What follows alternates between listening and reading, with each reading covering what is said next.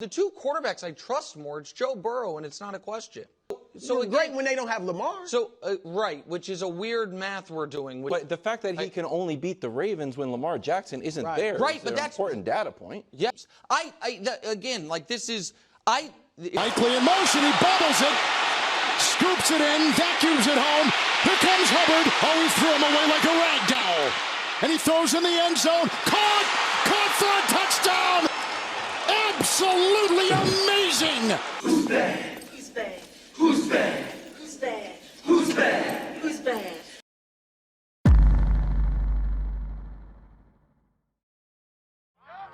Then we hit the field light, all day light, all night light, on the blue light, offense light, defense light, his squad light, house call light, in the sound light, in the sound light, in the sound light.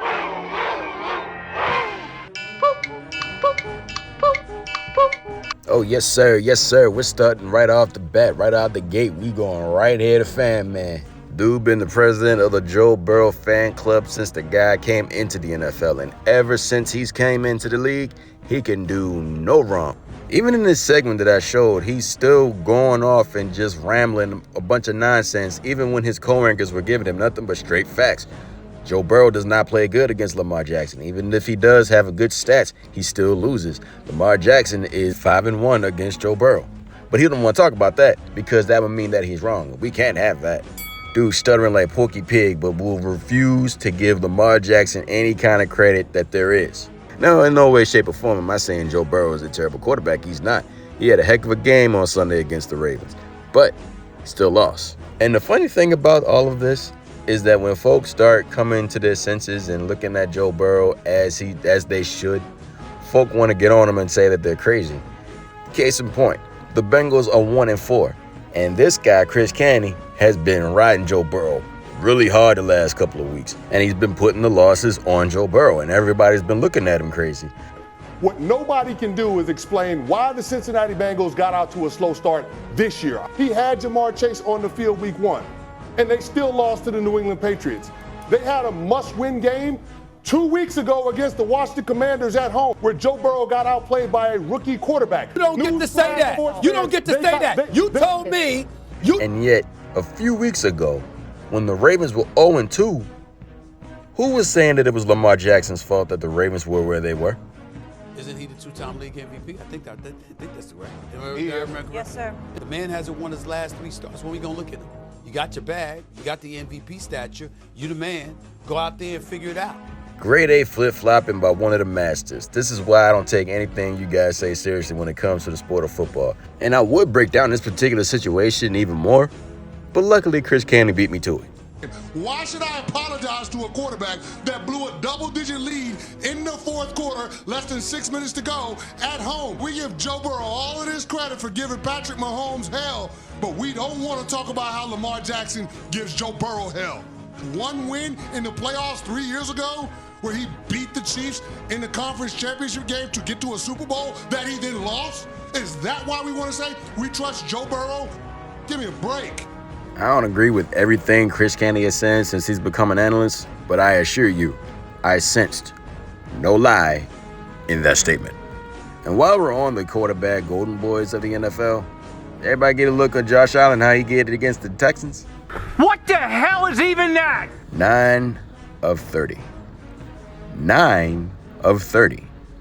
I want everybody to repeat that to themselves, and I want you to watch every single sports analyst that is talking about football and make a whatever kind of excuse for Josh Allen.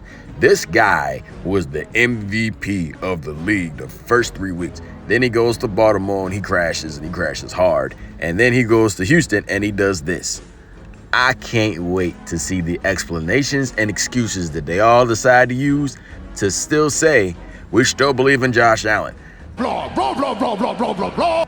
Yeah, I remember what I said a few weeks ago about San Francisco needs to get their stuff together because other teams in their division are starting to get their stuff together. On the key, but design run. Oh! Kyler Murray! Oh! Turn on the afterburners. He's gone! I know the 49ers are dealing with injuries right now, but they need to figure something out because they just lost to the Cardinals. And I'm sure it's a big deal to the Red Sea because they just took down the reigning NFC champions. And I knew this was a wrong turn for them. I knew it was. But in looking at the Browns lately, I gotta say, it's not looking good over there in Ohio for these boys. I mean, they looking bad on the football field and in general. They dropped a whole lot of money to bring Deshaun Watson over to the Browns, and that has not paid off at all. Shoot, the reason they went to the playoffs is because of backup quarterbacks and good luck. Well, and Baker Mayfield at one time, but he's with Tampa Bay. He's happy. He's moved on. The Raiders will be the first to tell you that they got a bunch of dogs on their squad.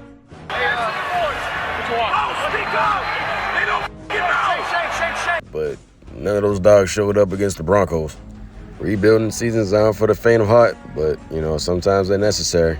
Really interested to see how they finish out the rest of the season, and that would dictate what they do in the offseason. This is prove it time for the silver and black. Let's see what they do. And I touched on this a little bit earlier when I was talking about the Bills, but, you know, Houston, yeah, they went out and took care of business and got some payback for Stephon Diggs, especially with this touchdown right here. At all times. Deep shot. Stroud. Nico Collins is gone. Touchdown. Houston.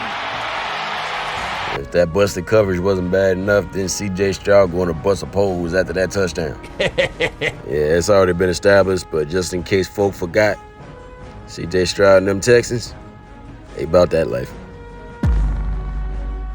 Thank you for watching this video. By all means, like, share, and leave a comment. And if you want to see more content, go ahead and push the subscribe and notification button for videos already up and for the ones to come.